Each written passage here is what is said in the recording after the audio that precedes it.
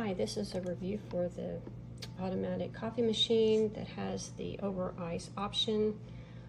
When I use this, that just gives you the option of 6 or 8 ounces of coffee. It's still hot.